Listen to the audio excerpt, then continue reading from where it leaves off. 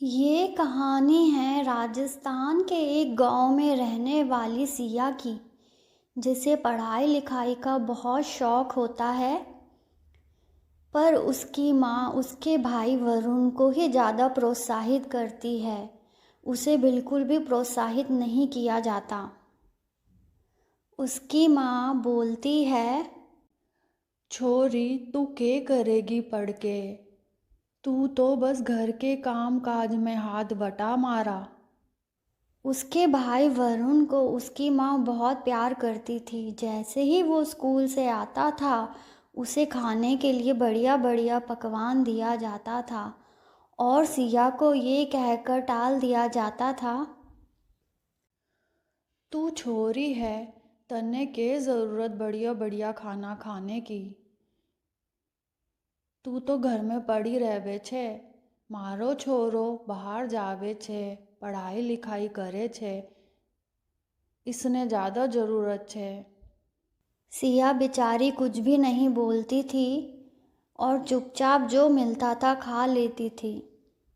सिया को पढ़ाई का इतना शौक था कि वो वरुण के स्कूल चली जाती थी और देखती थी कि मास्टर जी क्या क्या पढ़ा रहे हैं। और वो पढ़ाई में इतनी तेज़ थी कि मास्टर जी जो भी पढ़ाते थे उसे झट से याद हो जाता था। जबकि दूसरी ओर वरुण को पढ़ाई लिखाई में बिल्कुल भी इंटरेस्ट नहीं था। उसे तो बस खेल कूद में ही ज़्यादा मज़ा आता था। कई बार तो वो पढ़ने भी नहीं जाता था और खेल कूद में ही मस्त रहता था।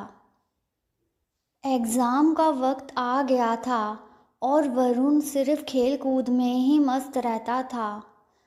वरुण ने बिल्कुल भी पढ़ाई नहीं करी थी। अब उसे चिंता होने लगी थी कि वो एग्ज़ाम में क्या करेगा।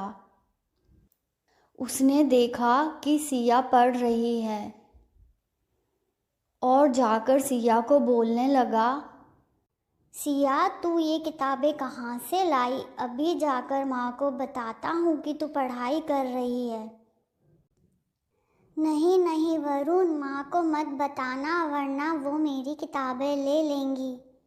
ये किताबें मैं अपनी सहेली से लाई हूँ, कल उसे वापस कर दूँगी।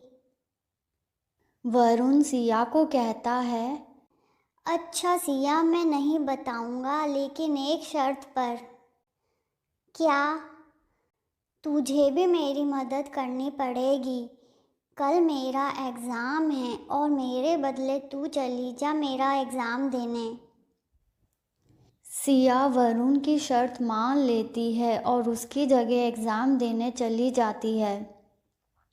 और मास्टर जी को भी भनक नहीं लग पाती कि वरुण की जगह सिया एग्ज़ाम देने आई है।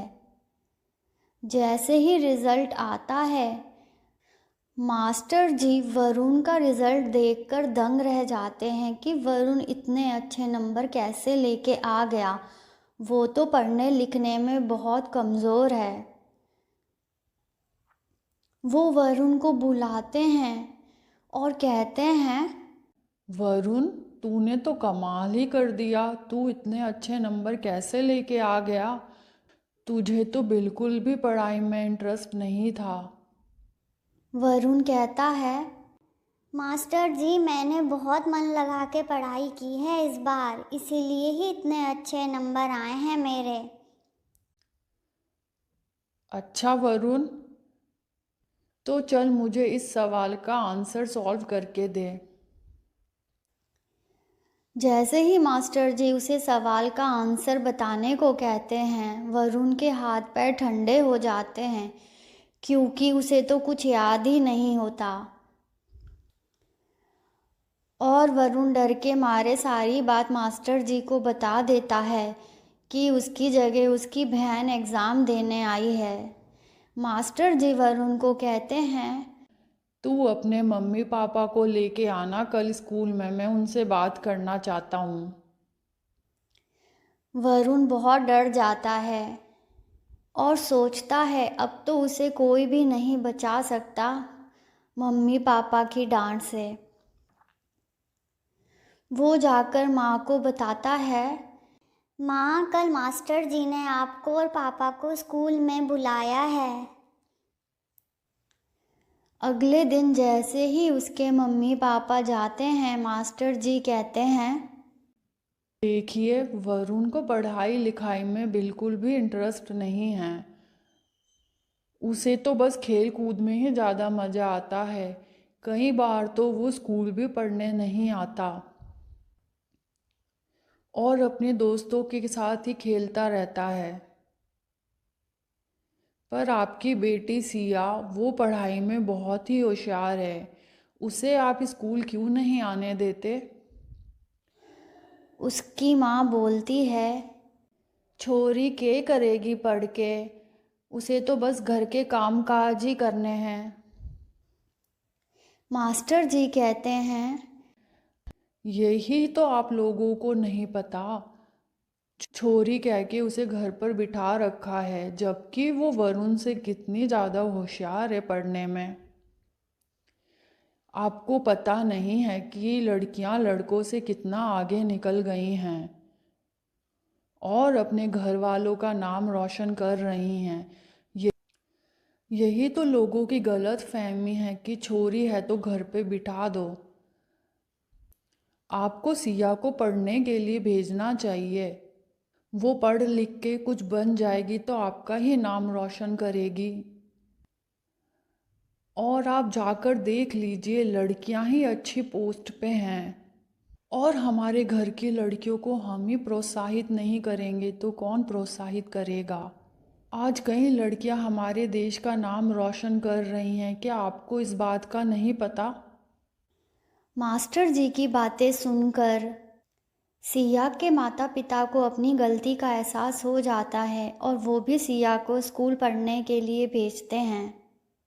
और सिया मन लगाकर पढ़ती है और हर साल क्लास में अव्वल आती है। अब उसकी माँ सिया को भी बहुत प्यार करती है और पढ़ाई के लिए भी प्रोत्साहित करती है। और सिया को देखकर अब वरुण भी पढ़ने में मन लगाने लगता है।